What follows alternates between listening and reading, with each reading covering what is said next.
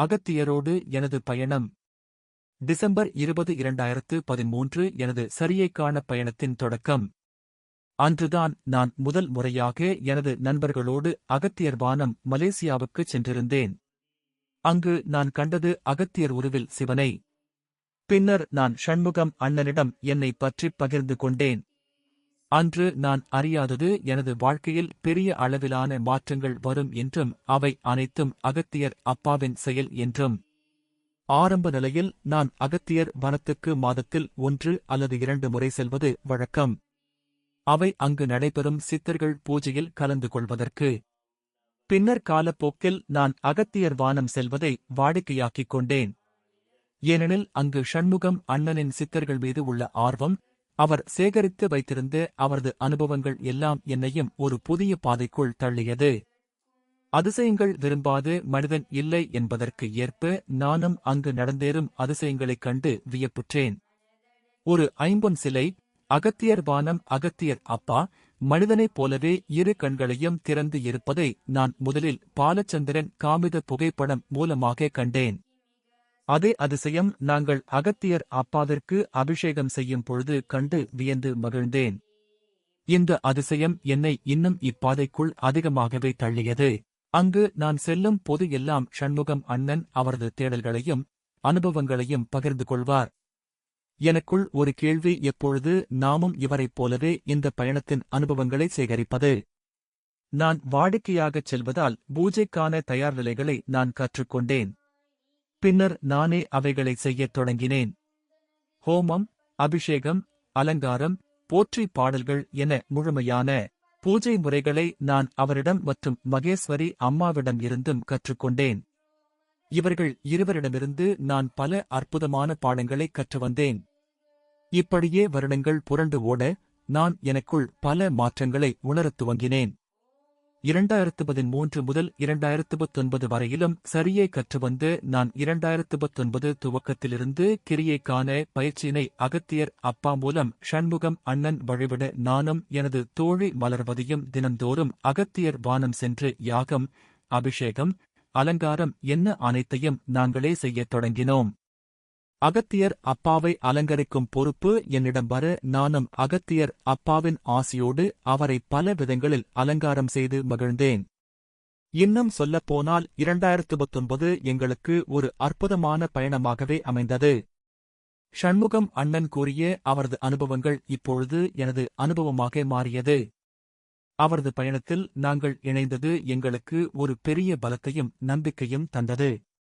அவரது வாலிப வயதில் தொடுத்த கேள்விகளை சிவபெருமான் கனவில் வந்து கேள்விகளை பின்னர் ஒத்திவைக்கச் சொல்லியதும் இப்பொழுது அதற்கு விடையளிக்கும் பொருட்டு எங்களுக்கு அவை பாடமாக அமைகிறது. அதற்கு நான் சிவபெருமானுக்கு நன்றிகளைச் சொல்லிக் கொள்கிறேன். இவ்வாறு இருக்க நாடிகள் மூலம் எங்களுக்கு வாக்குரைத்த அகத்தியர் அப்பா தனது பக்தர்கள் மூலமாகவும் எங்களை வழிநடத்த ஆரம்பித்தார். ஷண்முகம் அண்ணனின் 2 குருக்களும் சுப்பிரமணிய சுவாமி தவயோகி, பின்னர் எனக்கும் குருவாக அமைந்த தவயோகி அப்பாவின் மறைவுக்குப் பிறகு எங்களை அகத்தியர் அப்பாவை நேரடி சீடனாக ஏற்றுக்கொண்டாற்போல் அவர் எங்களுக்கு அவ்வப்போது தரிசனம் தந்து வழிநடத்தி வருகிறார். கிரியை என்பது வெறும் பூஜை என்பது அல்ல, பிறருக்கு தொண்டுகள் செய்வதும்தான் என உணர்த்தி பாலச்சந்திரன் தலைமையில் நாங்கள் 6 பேர், பாலச்சந்திரன், நான், தயாளன், சுகுமாரன், மலர்வதி, சஹாலினி சேர்ந்து ஒரு குழு அமைத்து எங்களால் இயன்ற தொண்டினை செய்து வந்தோம்.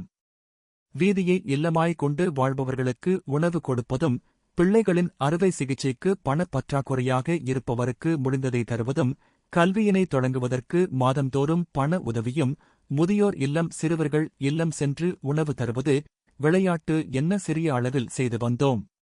அதனைத் தொடர்ந்து ஷண்முகம் அண்ணன் அமுதசுரபி என்ன மற்றொரு குழு தொடங்க நாங்கள் அவரோடும் இணைந்து எங்களால் முடிந்த சேவைகளை இந்நாள் வரை செய்து வருகிறோம். நான் கடந்து வந்த பாதையில் சிறிய அளவு கசப்பான சம்பவங்கள் எனக்கு பெரிய அளவில் பார்க்கத் தோன்றியது.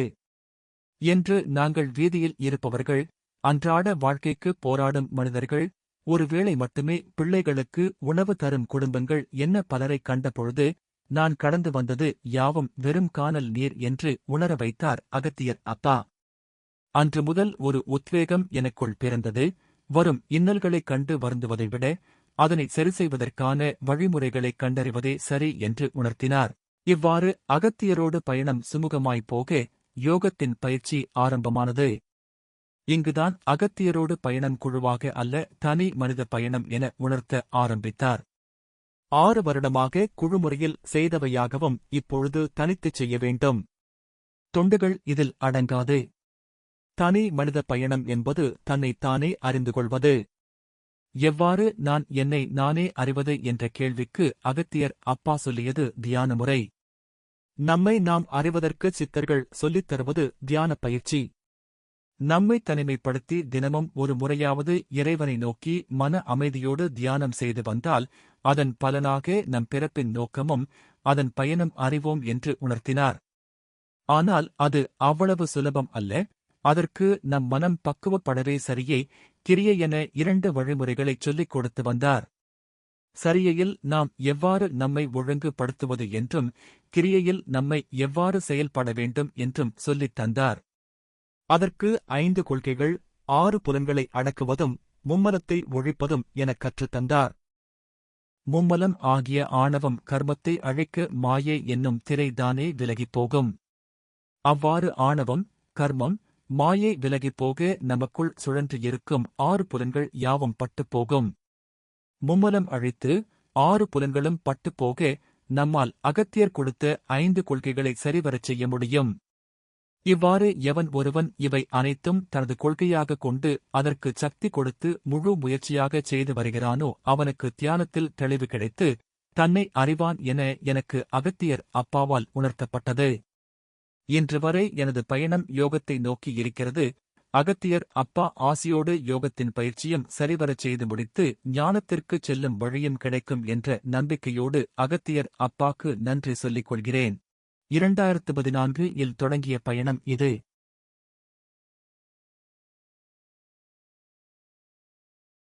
சித்தர்களோடு பயணத்தில் நான் இன்னும் 10 வயது மாணவனே.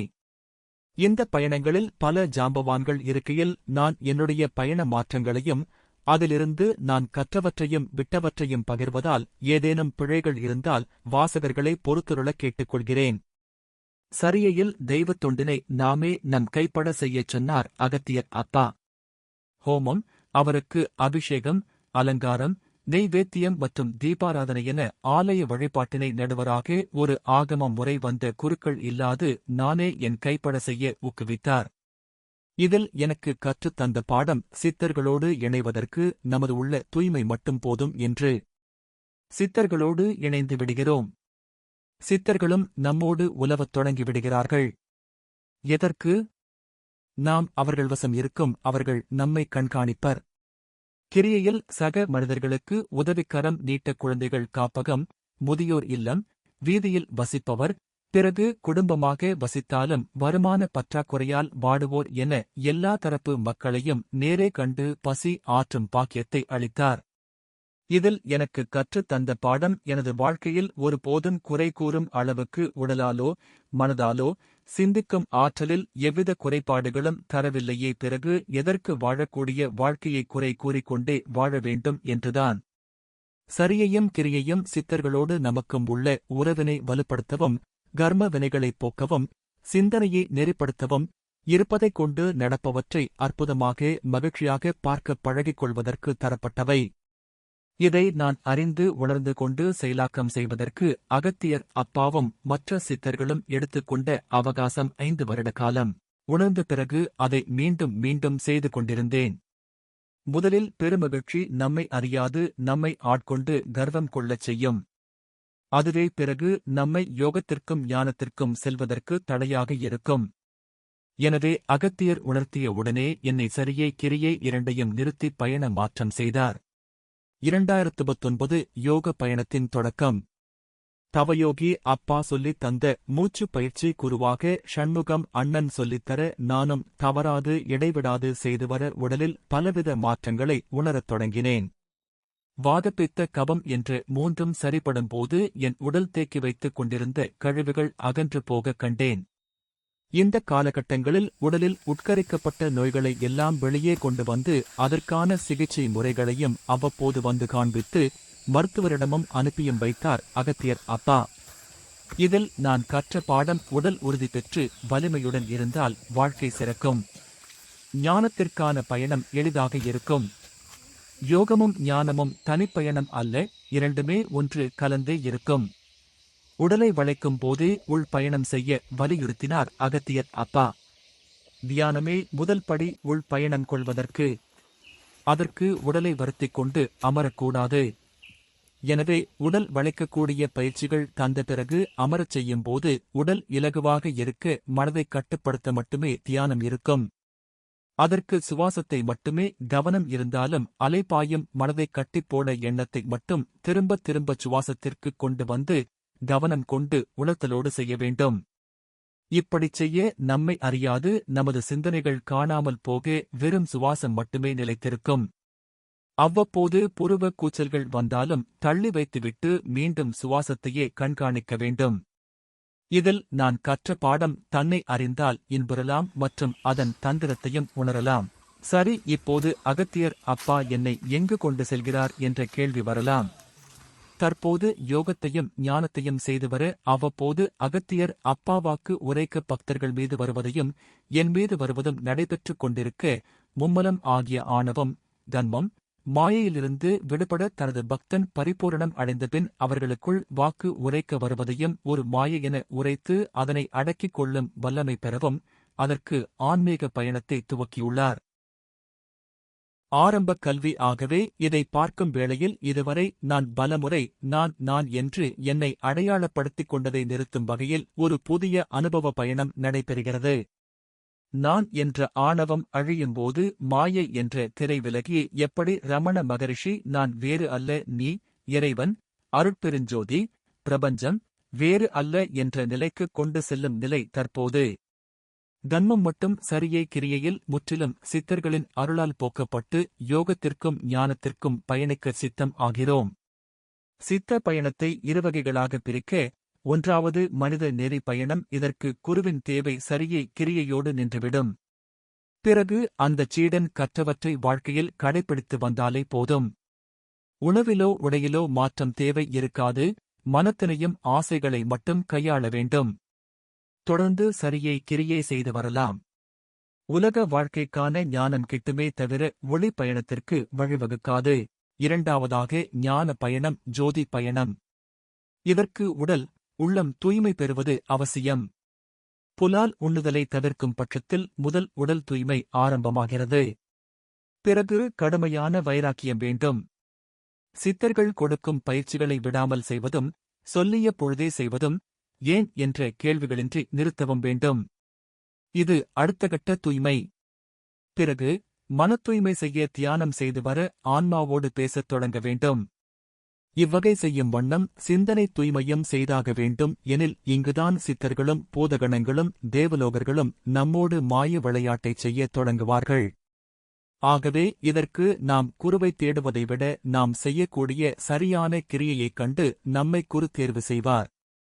அவர் நம்மை அந்த மூலப்பொருளுக்கே கொண்டு செல்லும் வரை வழிநடத்துவார். தான் வழிபடும் மூலத்தையே நமக்கு அடையாளம் காட்டிவிடுவாரே ஒழிய தன்னை போற்றிட ஒருபோதும் சொல்வதில்லை. இவ்வாறே நம்மை தேர்வு செய்த குரு யார் என்று நாம் கண்டு கொள்ளலாம். எந்த பயணத்தை நாம் தேர்வு செய்கிறோமோ அதன்படியே பயணமும் ஒவ்வொருவருக்கும் வேறுபடும். ஒப்பிடுதல் ஒருபோதும் ஆன்மீக பயணத்தில் இருக்கக்கூடாது.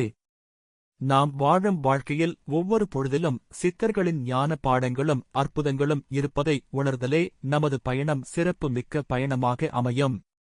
அதனை நம் சிந்தை கொண்டு தவயோகி அப்பா சொல்லியது போல் மாயையின் விளக்கம் புரிந்து அதை மனதிலே இருந்து ஒடுக்கி தள்ளி தத்துவ விசாரத்தால் வெற்றியடைய வேண்டும். குருவின் வழியில் சீடன். யார் எனது குரு என்ற கேள்விக்கு பதில் தருவதற்கு முன்பு நான் எவ்வாறு சித்தர்களை பூஜிக்க ஆரம்பித்தேன் என்பதை சொல்லிக் கொள்கிறேன்.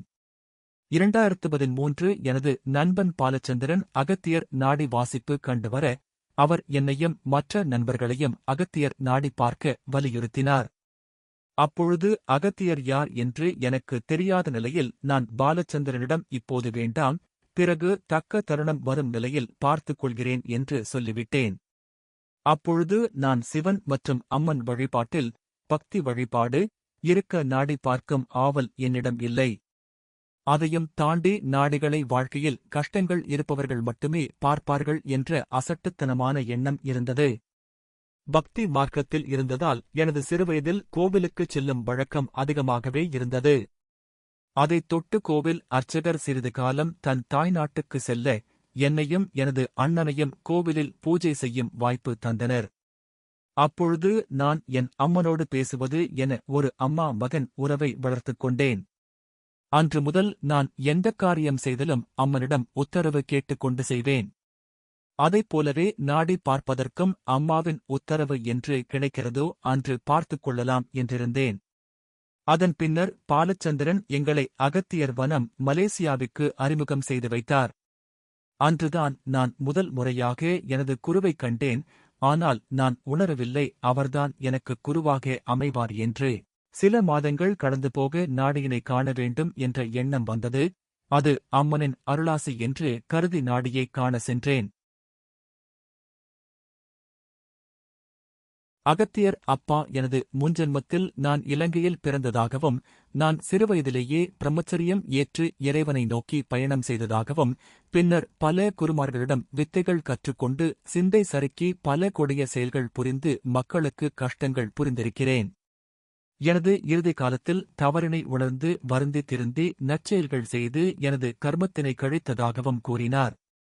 ஆனாலும் கர்மாக்கள் குறைந்த வண்ணம் இல்லை என்று எனக்கு சில பரிகாரங்கள் சொல்லினர். அதனை அடுத்து நான் தீவிரமாக அகத்தியர் அப்பா சொல்லிய பரிகாரங்களை செய்யத் துவங்கினேன்.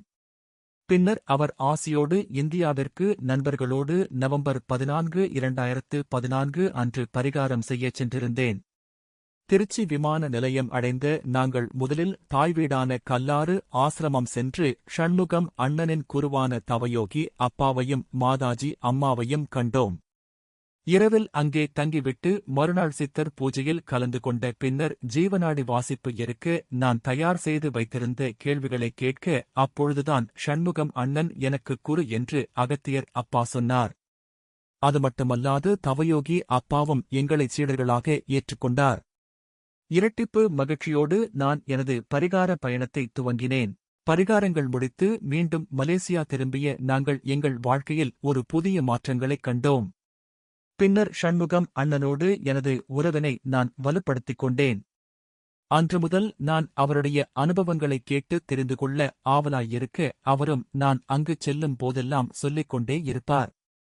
தவயோகி அப்பாவோடு சேர்ந்து அவர் மேற்கொண்ட பயணங்கள் யாவும் கேட்பதற்கு மிக அற்புதமாகவே இருந்தது. அங்கிருந்து நான் பல விஷயங்களைக் கற்றுக்கொண்டு எனது தினசரி வாழ்க்கையில் உபயோகம் செய்து வந்தேன்.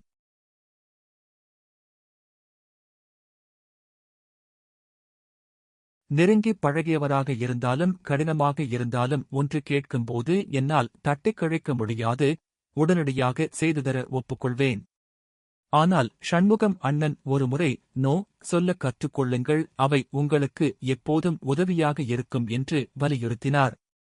அப்பொழுது ஒரு தெளிவு பிறக்க என்னால் முடியாத ஒன்றினை நான் ஒப்புக்கொள்வதை நிறுத்திக் கொண்டேன். இப்பழக்கம் எனது தொழிலிலும் மற்றும் மற்ற உறவுகளிலும் எனக்கு மிக உறுதுணையாக இருந்தது. இப்படியே எங்களின் உரையாடலில் நான் கற்றுக்கொண்டு பின்பற்றி வர எனக்குள் நல்ல மாற்றங்களைக் கண்டேன். உதாரணமாக வீண்வாதம் செய்வதை குறைத்துக் கொண்டேன், கோபத்தை குறைத்துக் கொண்டேன், அதிகம் சிந்தித்து செயல்படத் தொடங்கினேன். முக்கியமாக அகத்தியர் அப்பாவோடு பேசக் கற்றுக்கொண்டேன். இறைவனாக பார்த்து பக்தி செலுத்தி தூரமாக பார்த்த அகத்தியரை அப்பாவாக, அம்மாவாக, நண்பராக என பல உறவுகளில் காண வைத்தவர் எனது குரு. இவ்வாறு இருக்க 2016 இல் தவயோகி அப்பா மலேசியாவுக்கு வந்திருக்க நாங்கள் அனைவரும் அவரோடு அகத்தியர் வனம் மலேசியா நண்பர்கள் இல்லங்களுக்கு அகத்தியர் அப்பாவை அழைத்துச் சென்று பூஜை செய்தோம்.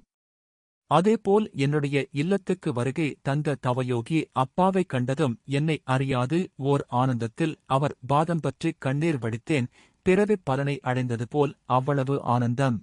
எனது இரு குருவும் எனக்குக் காட்டியது அவர்களது திறமையை அல்ல, அவர்கள் எனக்கு அகத்தியர் அப்பாவைக் காட்டி இவரைப் பற்றிக்கொள், அதுவே உனக்கு உறுதுணையாக இருக்கும் என்றுதான். அவர்கள் சொல்லியவாறே நானும் இந்நாள் வரை அகத்தியர் அப்பாவை பின்பற்றி வருகிறேன் மனநிறைவோடு. இவ்வாறு 2 குருவினை தந்தமைக்கு நான் அகத்தியர் அப்பாவிற்கு நன்றி சொல்லிக் கொள்கிறேன். அம்பலத்தரசே அருமருந்தே ஆனந்தத்தேனே அருள்விருந்தே.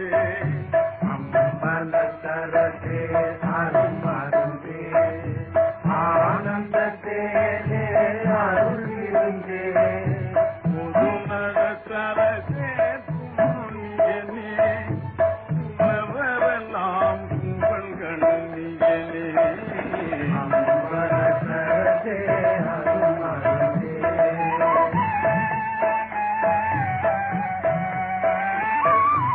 மலைதரு மகளே மழமையிலே மதிமுக அமுதே இளங்குயிலே ஆனந்த கொடியே இளம்பிரியே அற்புதத்தேனே மலைமானே.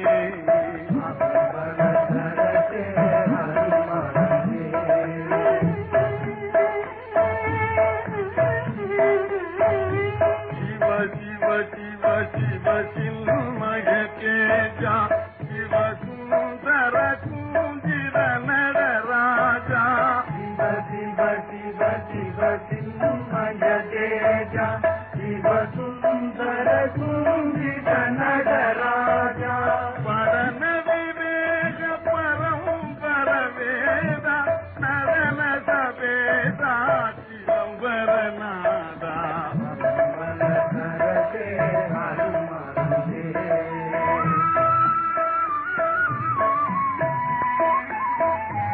அம்பர விம்பர சிதம்பரநாதா அஞ்சிதரஞ்சித குஞ்சித பாத தந்திர மந்திர எந்திர பாத சங்கர சங்கர சங்கர நாரா. அம்பலத்தரசே அருமருந்தே.